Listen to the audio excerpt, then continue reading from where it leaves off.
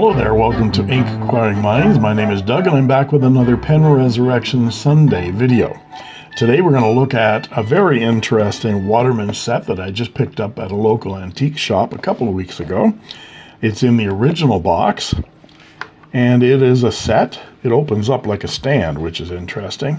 And there's places for three writing instruments, but there's only two in the set. There's this pencil, and with the typical Art Deco type Waterman's clip, this looks to me like it's 1940s. Yeah, it's made in Canada, 1940s, something like that. I'm just guessing. I can't find a lot of information. This is the pencil, and I can't imagine what the third item would be in here because I think this predates, I'm pretty sure this predates ballpoints. So it wouldn't be a pencil, fountain pen, ballpoint set. Perhaps I'm wrong, but we're going to look at the fountain pen here. And this, I tried to identify it, but I've got no luck. There's no markings on it anywhere that I can see. I was kind of expecting a W2 down here under Made in Canada, because that's what I expect this is. I think this is a Waterman's W2 from the late 40s, early 50s, something like that. It's got a single cap band. I've seen them with 3 cap bands, 2 cap bands, but this typical clip and the boxed lever. The clip is a bit wonky because it's been chipped out of there. So someone has levered it or twisted it to the point where it's broken. The ebonite here. I think this might be ebonite. It might be plastic. I'm not sure. From that break, it looks like ebonite to me, but I'm going to find a spot on this pen where I can sand it a bit, and I'll smell whether it's celluloid or whether it's ebonite. But an interesting bullet-shaped end, typical Waterman's clip fountain pen, lever fountain pen from the 1940s, 50s. And let's take a look at the section and nib. That's one of the reasons I got this pen, because that nib looks awful. And when I was in my antique shop looking at it, I looked at it with my close-up camera on my phone, because the one thing I want to see on here, let's see whether we can see it or not, is whether that is gold or not. And there it is. It says 14K.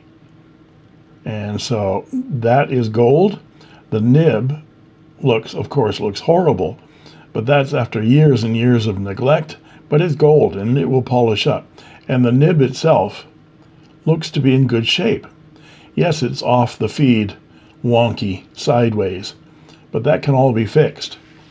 And the lever, when I tested it in the shop, felt like it was squishy in there, so it might actually have a sack. It doesn't work. And when I got it home, I gave it a twist. It came out really easily, but there's what was in there. Latex sack all squished up like a twisted balloon. We can get that off of there. There's not much I can do about that clip. The material is gone. The clip does not move, which is good. These are riveted in, so there's not much you can do about that. And it looks like there's gold plating on here on the cap band, gold plating, a little bit left on the clip. But what's interesting is that the pencil doesn't have any gold on it at all. Oh, maybe a little bit, but this looks all chrome to me. Maybe they were a mismatched set, maybe not. Waterman made in Canada, same clip, but maybe just the gold plating's gone on that. So polishing this up will just remove the rest of that gold plating, and actually I don't mind. If it looks shinier than that and that gold goes away, I'd be fine with that. Lots of wear and abrasion all over this pen. Same thing with the cap marks right there. And now let's take a look on the inside here at that lever. These levers from Waterman were attached by a pivot system on that I-beam kind of track, and that's all attached, which is good, because if it becomes unattached, it is hell to try to get those back together again. I've done it before, but I never want to do it again.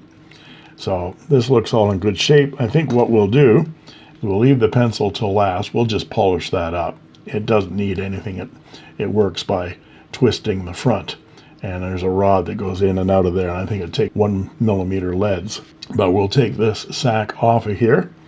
I'll just get out my X-Acto blade here and just give it a split along there like that and peel it off. Very appealing. Throw that away. And there is our section. Of course, the section is ebonite. I know this for sure.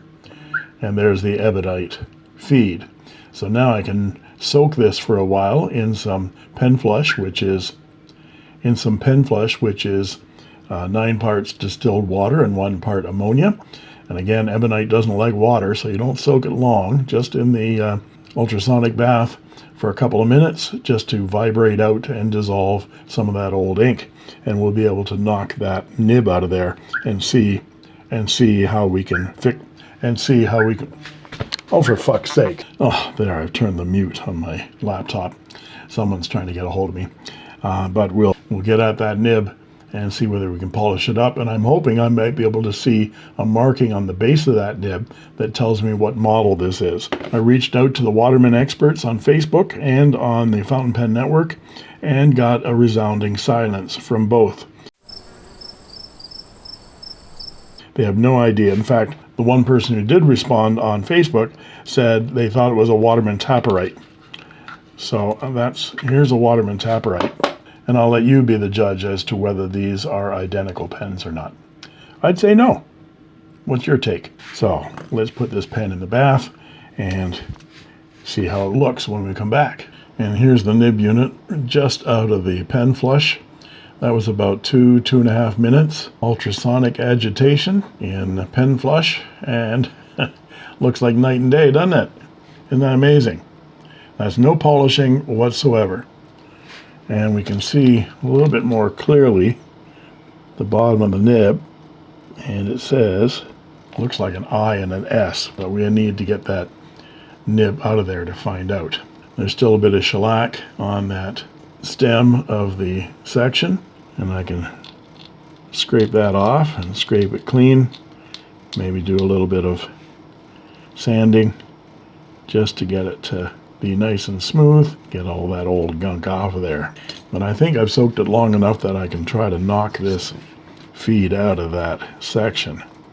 Find the right spot and get the right rod. That rod's going to work better, and see whether it'll come out. Came out easy. And there's our nib. And yeah, it says I5.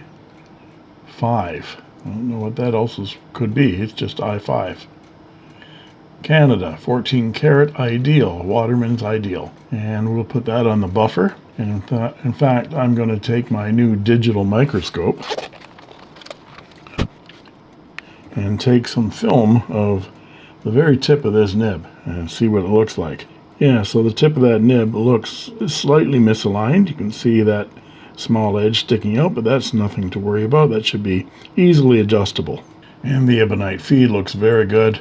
No chips or gouges, just needs to be polished. That ebonite will come up nice and shiny right there on the visible part. And our section will need some work. There's yeah, that's old shellac right there. So whoever resacked this pen did a very sloppy job of it and got shellac all over the section. So I can sand all this down, and there's a couple of gouges here we can sand out, and the barrel has some scratches on it, so we'll get after that with some 400 grit sandpaper and then the micro mesh and polish up that lever as well. Probably lose the gold on that, but I think it'll be nice and shiny underneath. And the same thing with the cap. Some marks from the clip right there on both sides. We can polish those out. Not much I can do about that chip, but we'll polish the clip up and we'll see how shiny that can come. And the same thing with the cap band, to see whether we can get those marks out of it and make it look shinier and new. So there's the nib all polished up. Beautiful, shiny gold. It's amazing what it was and what it is now after just a bit of buffing. And I buffed up the ebonite feed as well, so it's nice and shiny. The section, whatever was on there, maybe it wasn't shellac, but it got deep into that ebonite. So I've polished it, but there are still a few marks on it. But the barrel came up brilliantly, and that lever polished up nicely and didn't lose too much of the gold. So that's just gorgeous, the way that's come up. And I did the barrel end of the pencil as well and left the cap so you can see what the difference is. And the pen and the pencil are celluloid, so I get that camphor smell. But there's the barrel all polished up on the pencil compared to the cap. So we'll get after both caps and both clips and the cap bands and get them looking just like the barrels. And we'll go ahead and resack that section, put the nib back in, and give it a writing test and see what kind of adjustments we need on that nib. So I'm going to go ahead and try to reseat that nib and feed into the section. If you remember, it was off center quite a bit. So now I've got it right where it belongs. And we'll try to get it back in this section. Yeah, it wants to be askew. Well, let's see where we can adjust it to. There we go. Now that's square. Just going to check the alignment. It might need a little bit of adjustment.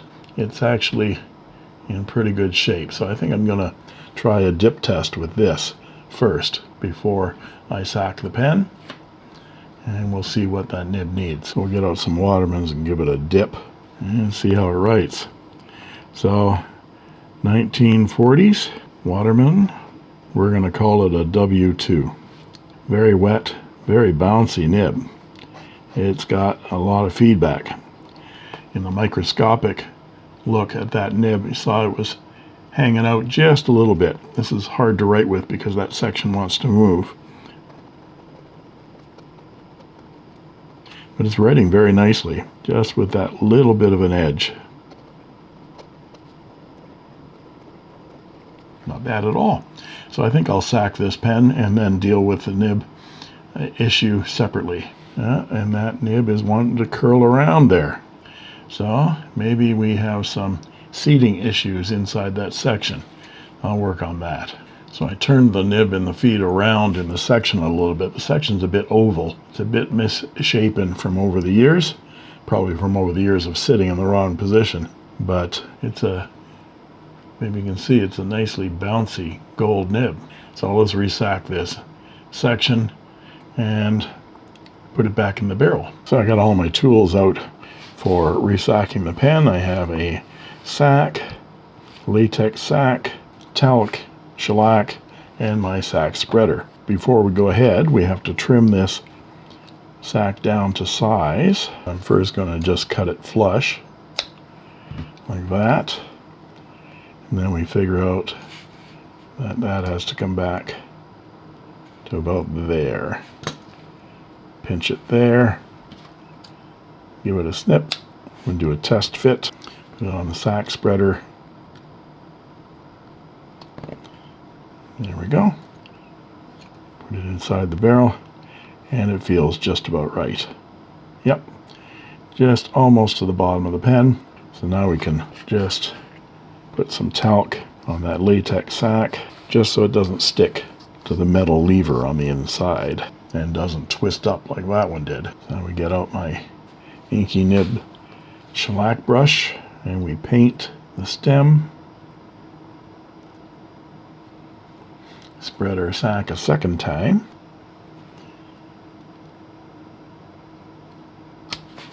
And that was the Russian version. That was called the Popov method, patented by Sergei Popov. And let's see if we can go under without getting stuck. There we go. Give it a slight twist and then put a bead of shellac right there. Need to dial up a little bit more. There. Make sure it's sealed all the way around so there's no leaks. And we'll let that dry overnight. And in the meantime, I'm going to polish up those caps of the pen and the pencil. And it's the next day, and this has dried, so we're going to put this section back in the pen and fill it up and see how it writes. I think I'm going to have to do some adjustment to that nib. And both our pen and pencil have been polished up beautifully. And we're just going to put some more talc on that sack before we put it into the barrel. And we'll line it up and push it on. Now that shellac that I left on part of the section is actually holding it stable there. So let's get out some ink, get out the scale, weigh the pen, 8.86, press tear, and then we'll pump up some ink, hearing bubbles, let it fill, do it one more time, and we're getting 0.9 milliliters of ink, which is about right for that size sack in this lever fill pen. Now we get out our paper again and see how it's writing. 1940s Waterman's W2 until I'm corrected. Yeah, and it's still got a lot of feedback, especially in this direction. I adjusted that nib a bit, but it keeps wanting to slide around on the section, on the feed. So I'm going to do some more work on that nib. Okay, that's better. I had to go all the way down to 6,000 grit, do my figure eights and circles and stuff, then up to 8,000 and then 12,000 grit after making sure the tines were absolutely aligned. And now it's writing like butter. Butter with a flex. Not flex, bounce. Very nice.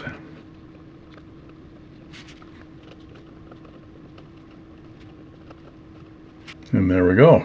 I'll just get rid of that excess polish that's inside of those threads and we'll be done. And I'll come back with my thoughts about this resurrection. So what are my thoughts about this resurrection? Well, I'm really pleased. This is the kind of resurrection that I really, really like, because this pen was headed for the dustbin. When I picked it up at the antique shop, I uncapped it and looked at that nib and thought, oh my God, if it was a 14 karat gold nib, then it's going to polish up beautifully. And I was right. This pen just looked black. Here, I'm going to put it over here on this side so you can see the cap and the nib together with what it looked like before. And look at it now. Isn't that amazing? And that's the thing about gold. It just comes up so beautifully. And it was so old and crusty and decrepit and black that people would have looked at that and go, well, that's just garbage, isn't it? Well, those of us that know it's not garbage. Especially when I looked at the nib itself up close. It looked like it was in really good shape. Now, the one thing that did confuse me about this pen was that the nib shows a marking on the base that says I-S. I thought it was a 5 at first, but it's an S. And from what I can tell, that's supposed to mean italic stub. This is the furthest thing from an italic stub. This is a fine nib, and it writes with a bit of bounce. It's actually writing very nicely now, and it takes a good amount of ink now that it's got a new sack in it. And I was really surprised at how that hardware came up. I mean, look at that. Look at that cap band compared to what it was before. Now, there are still some flaws with this pen, with that clip being pushed over and chipped the top of the cap. It still functions, however. It's a little bit wonky, but it functions. And the cap and the barrels polished up beautifully. I am surprised that there wasn't an imprint on the bottom underneath where it says Waterman's Made in Canada that said W2, because I think that's what this pen is, a W2. From all the photos I've found online, it looks like a W2 set. The pencil came up beautifully as well and takes 1mm leads. You just turn the nose of the pencil and it ejects the pencil lead, and then you bring it back and it retracts it. You have to feed the leads in from the front, however. So I'm guessing that this is, let's say it's circa 1945, something like that. And this pen and pencil set, made in Canada at the Waterman Ideal Montreal plant back in the mid-40s with the original box, I'm going to sell for $80 US. If you're interested in this pen, please send me an email at inkquiringminds@gmail.com with your address so I can get you a shipping quote. Shipping to the contiguous North America is about $10 these days. And there you have it. If you like this video, please like and subscribe, and don't forget to ring that bell to get instant notifications whenever a new video is posted. And you can join as a member of my channel for only 99 cents a month, and I guarantee I'll answer your comments in the comment section and you get cool emojis, badges, sneak peek unboxing videos, as well as instant access to videos the moment I post them.